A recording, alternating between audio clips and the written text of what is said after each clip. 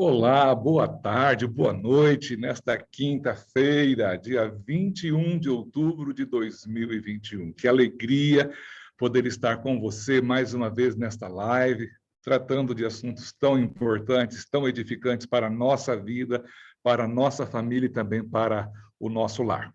Estamos seguindo agora uma série interessante, com a temática mais voltada para o aspecto social, trabalhando, então, assuntos de família. Semana passada nós já vimos o primeiro tema, a origem do casamento, e hoje nós vamos estudar um pouco mais a respeito do casamento, como sendo uma instituição de legado divino, estabelecido por Deus, para a nossa vida ser mais feliz e abençoada, e por que não dizer também abençoadora. Que eu quero convidar você, antes de seguirmos na nossa live, para orarmos ao nosso Deus e pedir que Ele abençoe ao nosso estudo. Antes de orar, eu quero pedir a você uma gentileza. Divulgue com seus amigos a nossa live. Compartilhe o link da nossa classe bíblica, desta live de cada quinta-feira, porque assim mais pessoas poderão receber as bênçãos que você tem recebido, a edificação que você tem tido e também a alegria de estudarmos juntos a palavra de Deus. Então, apenas compartilhe. Se você ainda não está inscrito no nosso canal, inscreva-se, tá bom? Lembre de apertar ali em cima do sininho, porque cada vez que São Caetano do Sul iniciar uma nova transmissão, você vai ser comunicada ou comunicado, tá bom? Então vamos neste momento orar ao nosso Deus, pedindo-lhe as bênçãos, ao Espírito Santo que seja o nosso condutor ao longo deste tempo que passaremos juntos. Seja bem-vinda, seja bem-vindo, oremos ao nosso Deus.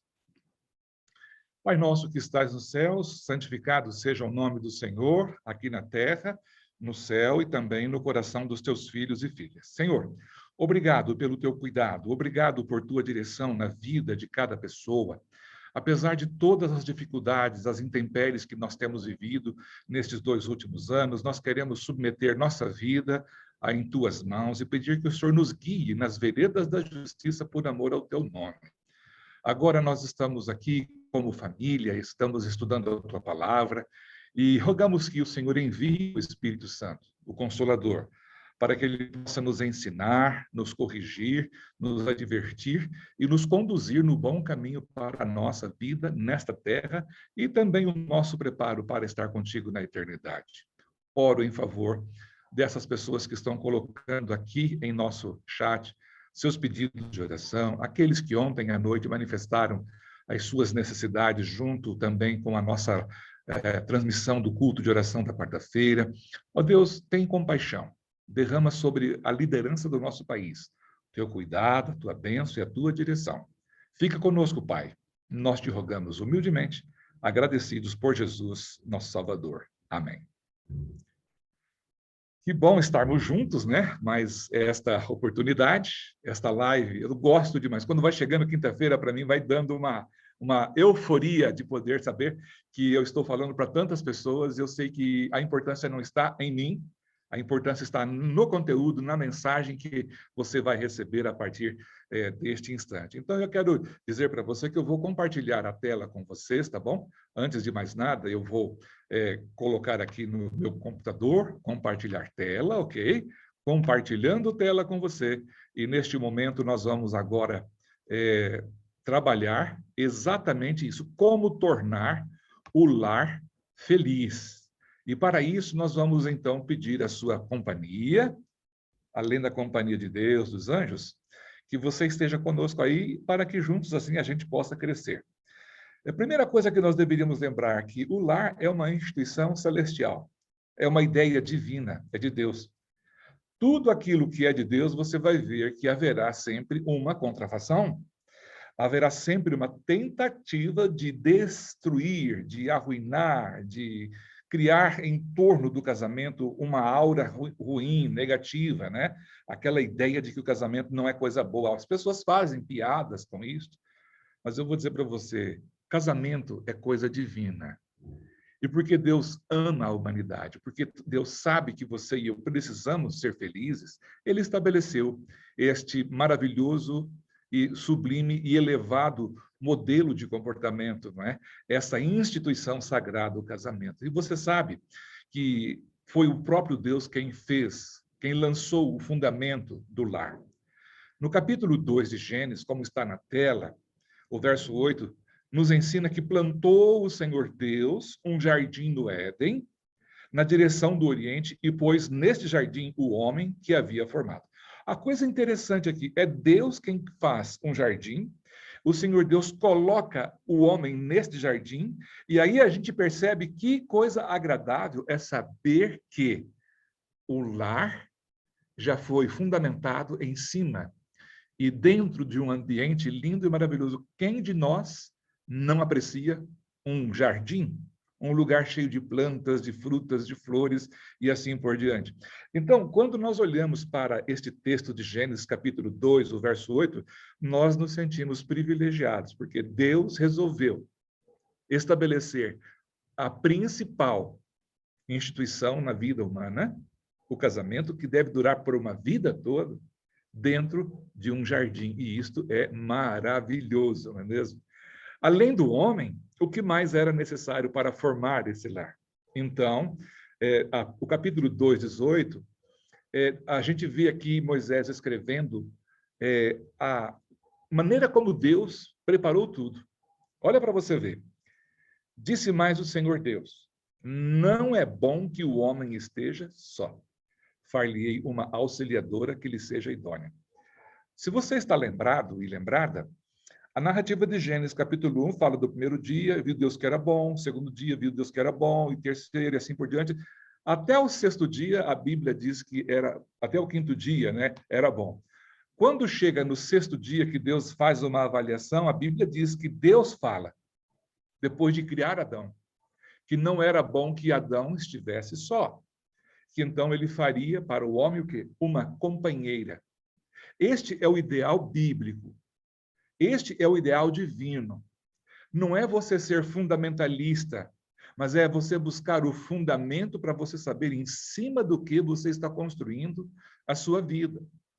A modernidade, os tempos atuais têm trazido novas variações, novos modelos de relacionamento, mas é tudo um arremedo, é tudo uma maneira de tentar arrumar uma saída para as grandes dificuldades que o pecado trouxe à nossa raça, à raça humana. Mas este é o ideal.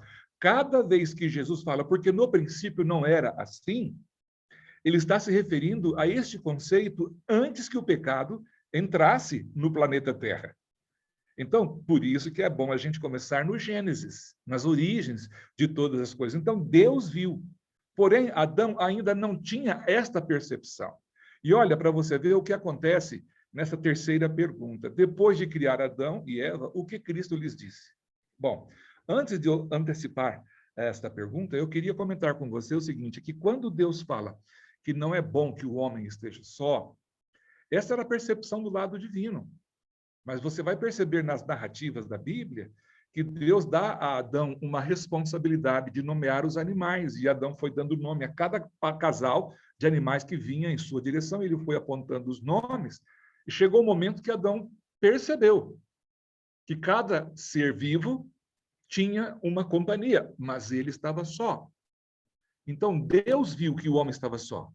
Porém, Deus deu uma atividade que o homem realizasse, dar nome aos animais, para que ele sentisse a falta.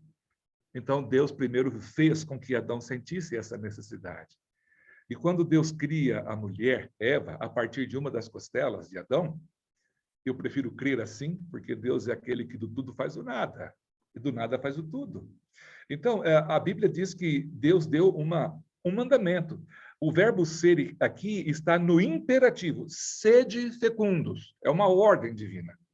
Depois, multiplicai-vos. Também é uma ordem divina. Está no imperativo. Enchei a terra também. As três fases, os três tempos verbais aqui estão em conjunto, na mesma linha. Todos eles são diretrizes, orientações, mandamentos de Deus. Sede fecundos, multiplicai-vos e enchei a terra. É claro que nós não precisamos fazer isso sozinhos, na verdade. Cada um contribuindo com a sua prole, já dá para termos um mundo bem habitado e bem lotado, não é mesmo? Bom, Quando Deus estabeleceu este preceito, a palavra de Deus vai dizendo para nós como Deus valoriza tanto a família. A Bíblia é um livro de família, são histórias de pessoas, são seres humanos que nasceram de pai e de mãe. E agora, no livro dos Salmos, nós encontramos uma comparação da esposa e também dos filhos, e o salmista, no Salmo 128, os versos 2 e 3, ele faz uma declaração linda, ele fala assim: feliz serás, e tudo te irá bem. E aqui diz: a tua esposa, no interior de tua casa, será como videira frutífera. Teus filhos, como rebentos da oliveira à roda da tua mesa. Que linguagem poética linda e maravilhosa. O cultivo da parreira ou da vinha, né, dos pés de uvas na região da Palestina eram muito comuns. Então, quando fala aqui que a tua esposa será como uma videira frutífera, significa vitalidade, significa abundância e significa prosperidade no sentido de família. Naqueles tempos, quanto mais filhos uma família tivesse, melhor seria, porque a subsistência da família estava garantida, ainda mais se os filhos fossem homens, ok?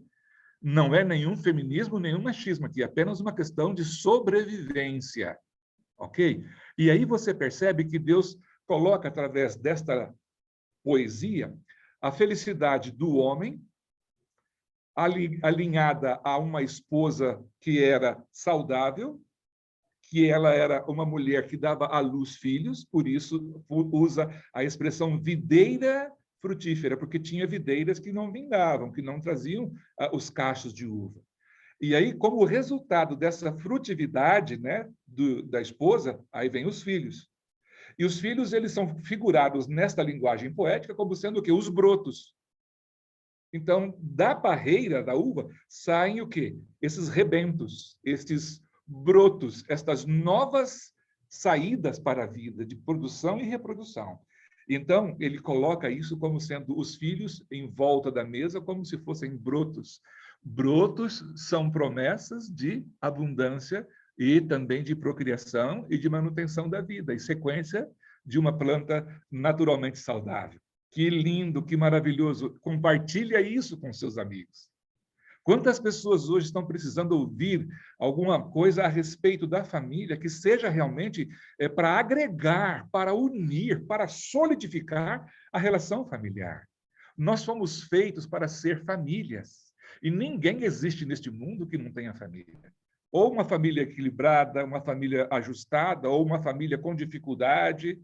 Todos somos famílias e nós não podemos menosprezar nenhuma delas. Todos nós somos frutos da união de um homem com uma mulher. Nosso pai e nossa mãe. Talvez você seja um filho adotivo, mas você teve um pai biológico. O seu nascimento não foi por acaso. Deus permitiu que você nascesse. Não é para você sofrer neste mundo. Saiba fazer as escolhas, porque as escolhas que você faz, elas determinarão de que lado você vai ficar na história lá na frente. A Bíblia ainda faz outras comparações e demonstram que os filhos, na verdade, eles são gerados por nós, mas não são uma propriedade.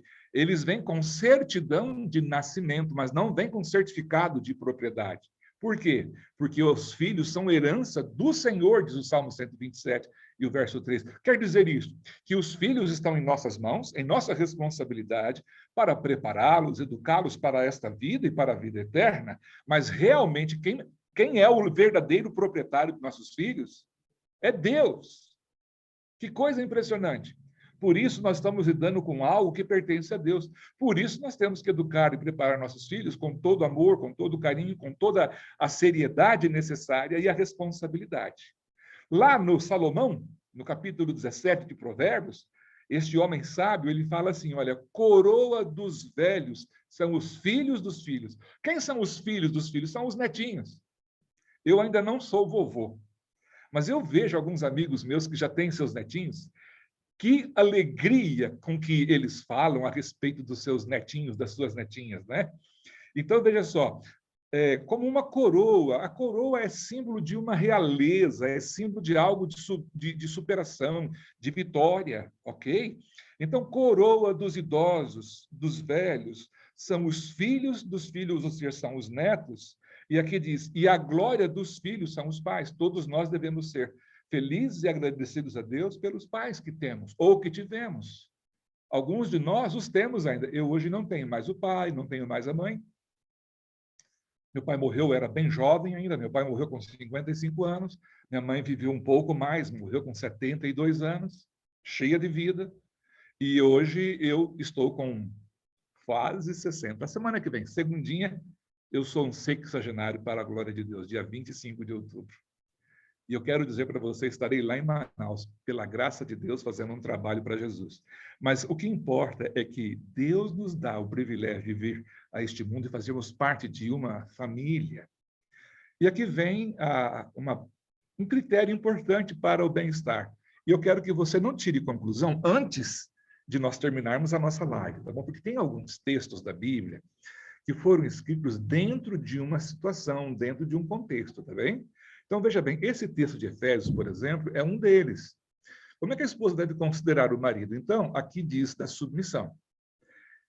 Ao Paulo falar de submissão, ele está falando de ser sujeito a uma liderança que está na frente, conduzindo o destino da família. Então, ele diz, as mulheres sejam submissas a seu próprio marido como ao Senhor, porque o marido é o cabeça da mulher, como também Cristo é o cabeça da igreja. Agora, eu pergunto para você, como é que Jesus tratou a sua noiva, que somos nós, seres humanos? Percebe? Esta mulher que vai ser submissa ao seu marido, aqui tem uma condição. É como é a submissão ao Senhor. Agora, se é ao Senhor, temos que olhar como que o Senhor tratou a noiva dele, a esposa dele, que é a igreja. Então, você vai ser submissa, minha irmã, não é a um homem qualquer, mas a um homem temente a Deus. E um homem que teme ao Senhor, ele não vai espancar, ele não vai humilhar, ele não vai desprezar, ele não vai tratar de maneira leviana a sua esposa, que é carne da sua carne, é a mãe dos seus filhos e filhas.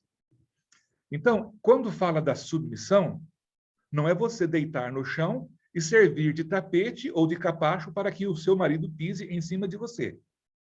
E você que é homem como eu também, você sabe do que eu estou falando. Nós não fomos colocados neste mundo para sermos apenas mandões. Esta é uma orientação bíblica clara, que a mulher esteja submissa no sentido não de fazer tudo aquilo que o marido quer que ela faça. Não é tudo que o seu esposo quer que você faça que Deus quer que você faça. Se aquilo que o seu esposo quer que você faça está harmonizando com aquilo que Deus orienta, aí você vai entender que realmente é um prazer uma esposa ser submissa a um marido que de verdade ama. Porque o amor não exige nada, muito menos a submissão. Mas quando existe amor, a submissão ela vem naturalmente de dentro para fora. Você não tem que chegar e dizer que eu sou o homem da casa e que você tem que me amar e você tem que me obedecer. Não, não é assim. Toda esposa bem amada será uma esposa como um favo de mel. O mel, ele escorre do favo naturalmente. Você não tem que espremer para ele poder produzir o mel. O favo vai deixar o mel descer naturalmente. Então, flui naturalmente. Essa submissão da mulher ao esposo cristão, ela é natural. Não é o que nós vemos hoje, pessoas fazendo tanta crueldade. E, às vezes, eu vou dizer para você, mesmo dentro do ambiente cristão. E se apegam neste texto da palavra de Deus aqui de Efésios, dizendo que a mulher tem que obedecer. Tem que obedecer no Senhor.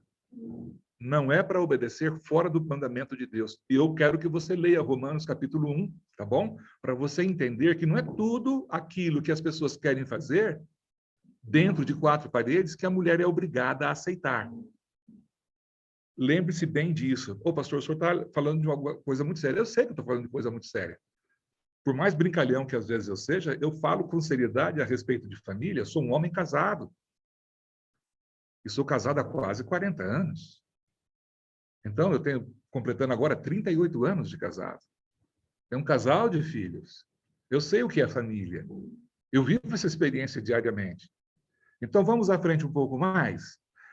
E o marido, como é que deve considerar a esposa? Aí é que está o detalhe. Maridos, amai vossa mulher, como também Cristo amou a igreja. Eu pergunto para você, o que é mais difícil? Ser submisso ou amar a igreja, a esposa, como Cristo amou a igreja? Minha irmã, se você acha difícil ser submissa a seu esposo, eu quero dizer para você que amar exige uma entrega total. Porque aqui está dizendo que é para amar a esposa da mesma maneira que Jesus amou a igreja, a tal ponto que ele se entregou por ela. Então, se é difícil para a mulher ser submissa, para o homem é muito mais, porque a entrega é completa. A dedicação é plena. Ok? Então, ele diz, assim também os maridos devem amar sua mulher como ao próprio corpo. Quem ama a esposa, a si mesmo se ama. Por quê? Amor gera amor. Carinho gera carinho. Educação gera educação. Paciência gera paciência. Perseverança gera perseverança. Nada cai assim do céu de graça. Há um preço a ser pago. Sabe? Nós temos que entender que no casamento o espaço chama-se altruísmo. Não tem lugar para o meu próprio eu. Não sou mais eu, agora somos nós. Eu hoje escrevia uma mensagem para um amigo meu que está se aposentando, para ser mais exato, o presidente da nossa associação, e eu, quando percebi, eu estava escrevendo em meu nome, mas eu percebi que não estava correto, era em nosso nome, o meu nome, o nome da minha esposa, Lurbene, o nome do Lucas e o nome da Lidiane, porque nós somos uma família. Então, quando a gente vai tomar uma decisão, a decisão é conjunta, porque vai afetar a família como um todo. E aqui diz que quem ama a esposa a si mesmo se ama, não obstante, vós, cada um por conta de si mesmo, por si, também ame a própria esposa como a si mesmo e a esposa respeite ao marido.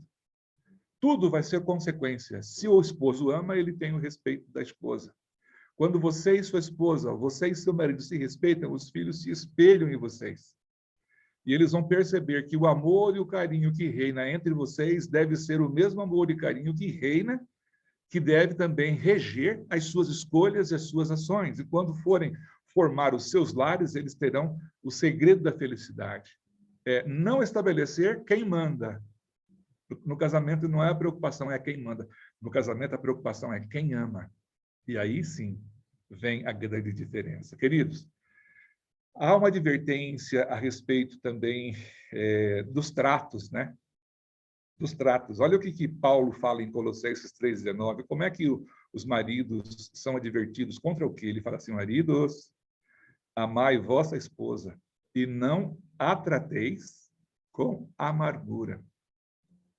Essa palavra amargura, né, é uma palavra ruim. Você sabe o que é losna, boldo? Amargura é isto, é uma coisa que brota lá de dentro do coração da pessoa, de dentro da mente. E a Bíblia diz que o coração alegre traz formosura ao rosto. Eu, quando olho para pessoas, às vezes a gente pode olhar assim e ver quanto sofrimento, né? Esses dias atrás eu tive uma pessoa trabalhando no nosso apartamento e eu perguntei a idade dele. E eu não acreditei. E ele, quando falou a idade dele, eu fiquei até assustado. Um homem que era mais novo que eu, ele parecia 10 anos mais velho que eu. E aí ele começou a contar, e ele chorou. Ele disse, eu tenho sofrido muito na minha família. O meu filho abandonou os caminhos do bem, desviou-se para as drogas, a minha ex-mulher assim e tal e tal. Casei novamente, não estou sendo feliz. Queridos, deixa eu dizer para você, a gente tem que jogar fora toda a raiz de amargura, trazer para o nosso lar aquilo que apenas é edificante, é glorificante e que é também para nós restaurador. Então, marido, não seja amargo, viu? Seja um pouco mais doce. Esse é o tipo de doçura que não afeta nem mesmo quem tem diabetes. E a esposa, por que ela deve ser sujeita ao marido? Por que ela deve estar submissa a essa liderança dele? Então diz, mulheres, sede vós igualmente submissas a vosso próprio marido. Por quê? Ou para quê? Para que, se ele ainda não obedece à palavra, ele seja ganho sem palavra alguma. Se você se converteu a Jesus, seu esposo ainda não é convertido, trate-o com brandura, trate-o com amor, com dedicação, com carinho. Seja para ele tudo quanto for necessário, dentro dos princípios da palavra de Deus. Se necessário for, você use palavra. Mas aqui está dizendo, Pedro está falando sem palavra alguma. Isso quer dizer o seguinte, que as nossas palavras podem fazer efeito, mas o nosso testemunho, o nosso exemplo arrasta. Então, se o seu marido ainda não é convertido, faça o melhor. Seja uma mulher cristã de verdade. Ore por ele, porque mais dias, menos dias, você vai ver alegria. Esses dias eu batizei o esposo da irmã Maria do Carmo, o irmão Adalberto. Você tem que ver a alegria deste casal. E ela sempre teve um jeitinho para poder lidar com o marido e tudo mais. Se ela está me assistindo agora, um abraço para você e para o Adalberto. Qualquer hora eu tenho que comer outro cuscuz, não é mesmo, Maria do Carmo? Mas, queridos, eu digo isso com muito carinho. Irmãzinha, deixa eu dizer para você, não tenha medo de perder a sua individualidade. Se o seu marido demonstra amor, retorna para ele com amor.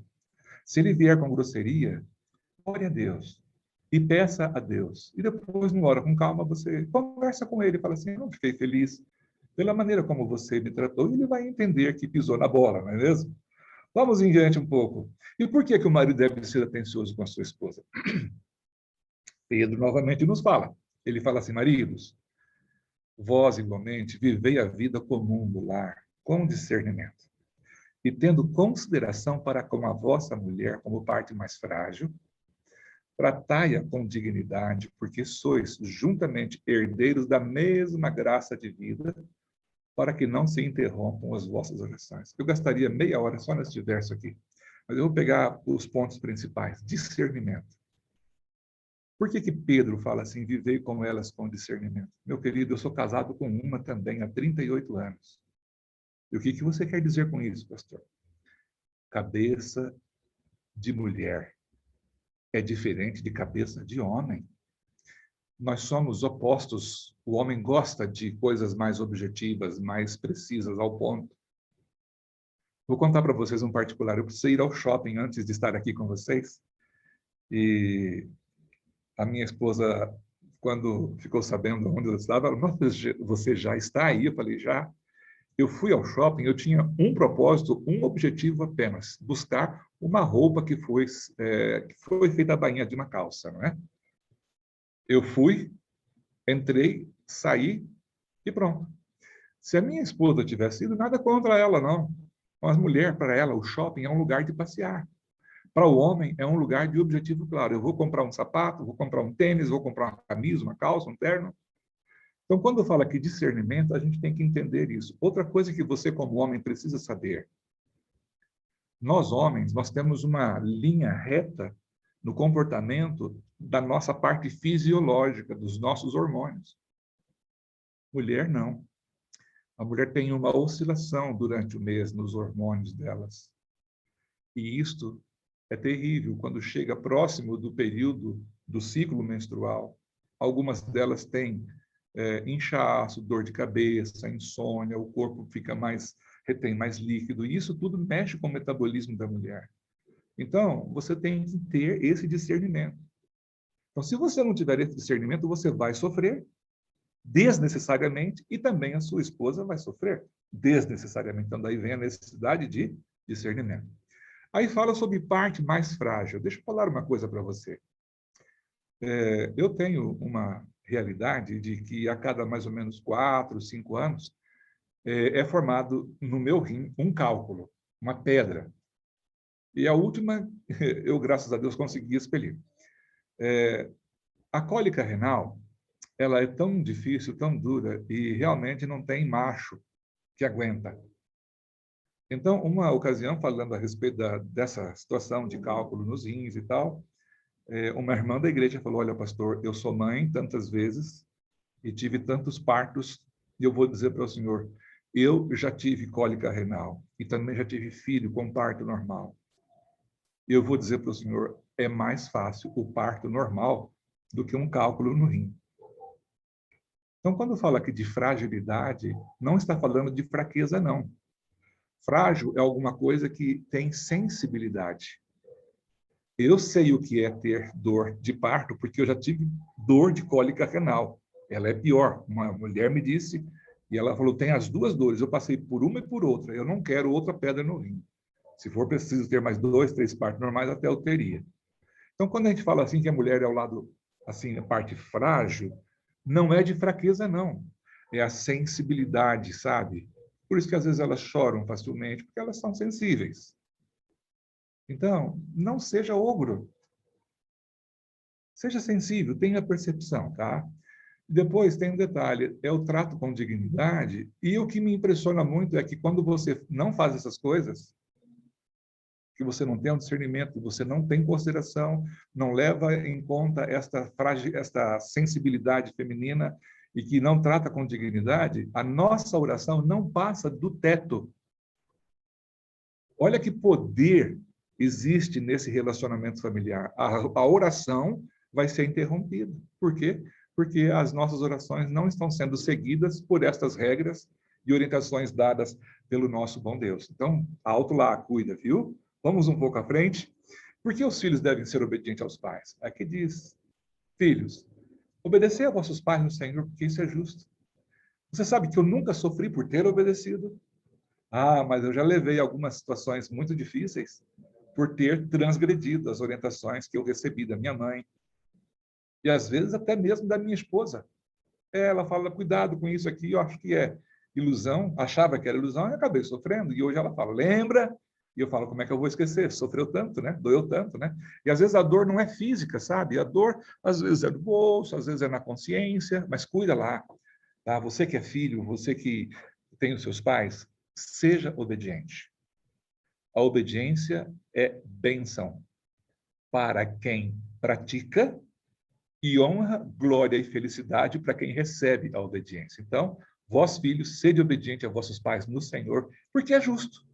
Se não houver nenhuma outra razão para você ser obediente, só o fato de que é justo ser obediente já é o fato suficiente para você obedecer.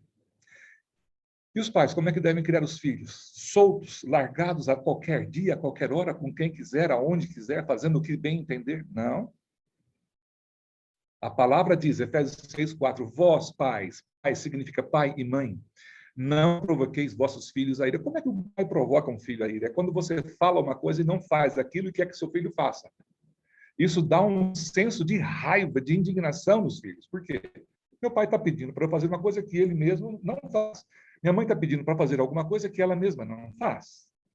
Então, filhos, lembrem-se que os vossos pais não devem provocar vocês, mas também tem que lembrar que os pais são orientados a educar. A palavra criai-os aqui, eu não gosto desta palavra, mas ela quer dizer o seguinte, educar os filhos, tá bom? Então, criai-os na disciplina e na admoestação do Senhor.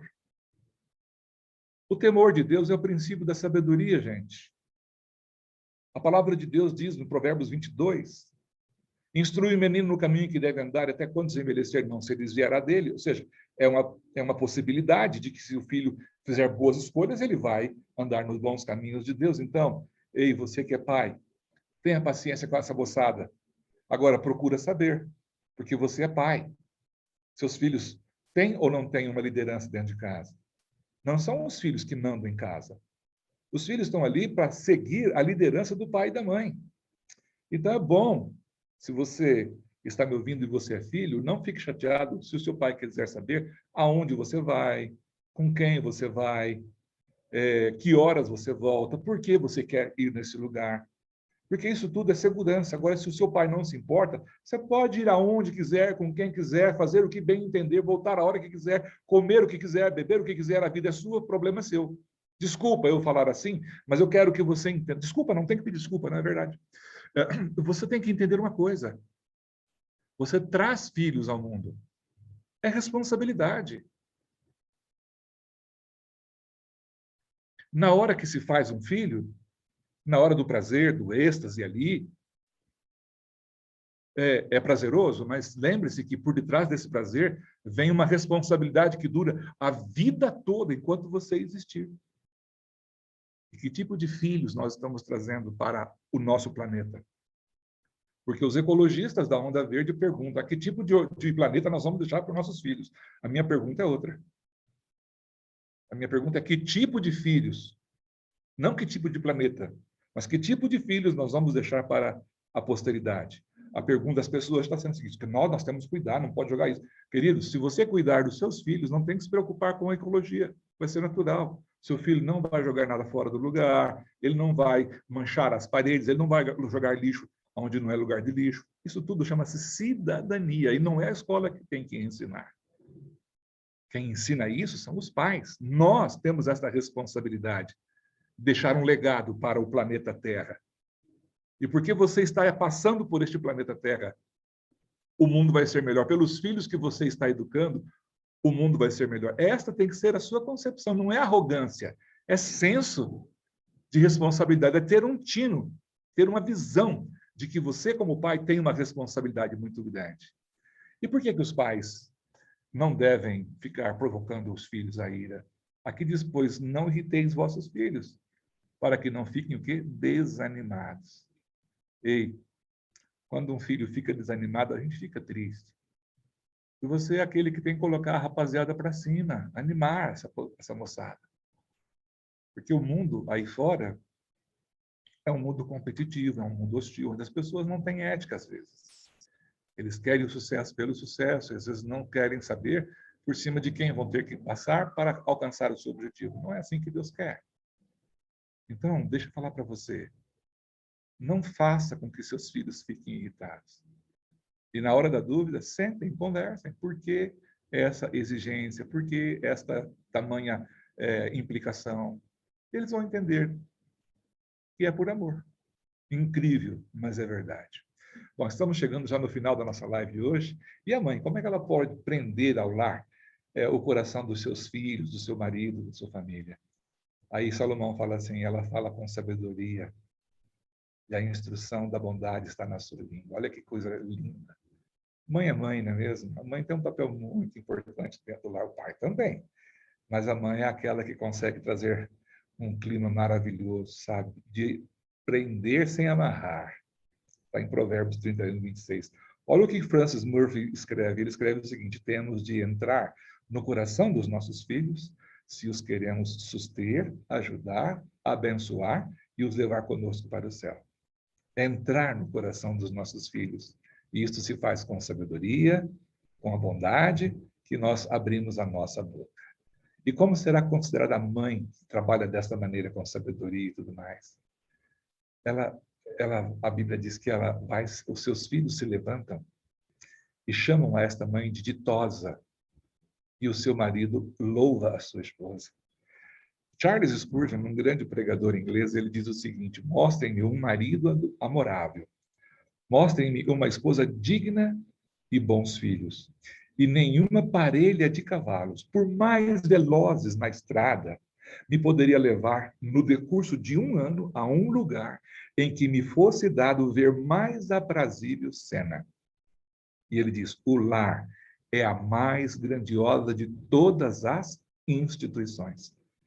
Que coisa linda, que coisa maravilhosa essa ideia que Spurgeon coloca lá do século passado ainda, não é? Levantam-se seus filhos, e lhe chamam ditosa, e seu marido a louva. Elogia, e os filhos babam, não é? Por causa desta mãe tão querida. Oh, que coisa linda para tornar o lar feliz, né? E com que fidelidade os pais devem ensinar os filhos os preceitos e os mandamentos de Deus. Então, Deuteronômio 6, 7, eu gosto muito desse texto que fala assim, estas palavras que hoje eu te ordeno, tu as inculcarás a teus filhos. Inculcar é meter na cuca, viu? É pôr lá dentro. Tu as inculcarás a teus filhos e delas falarás. Quando? Assentado em tua casa, andando pelo caminho, ao deitar-te e ao levantar-te. Ou seja, 24 horas por dia, 7 dias na semana. Fala, ensina, repreende, orienta, repete. Por quê? Porque esta é a bênção. Olha que pensamento legal esse que está aqui embaixo. Deve-se tornar o lar uma escola de instrução, de preferência a fazer do lar um lugar de trabalho monótono. Os serões à noite devem ser considerados períodos preciosos sendo esses períodos consagrados à instrução dos filhos no caminho da justiça. Mas quantas crianças são lamentavelmente negligenciadas, não são educadas no lar para que compreendam a verdade de Deus e nem exercitadas no amor da justiça e do juízo. Cumpre instruí-las pacientemente para que compreendam as leis que as regem e conheçam o motivo de suas ações. Devem ser levadas à harmonia que as regem e conheçam o motivo das suas ações. Devem ser levados a nutrir a verdade como a verdade é em Jesus. Serão, assim, habilitadas a se unir à sociedade dos anjos e a estar na presença do adorável Redentor.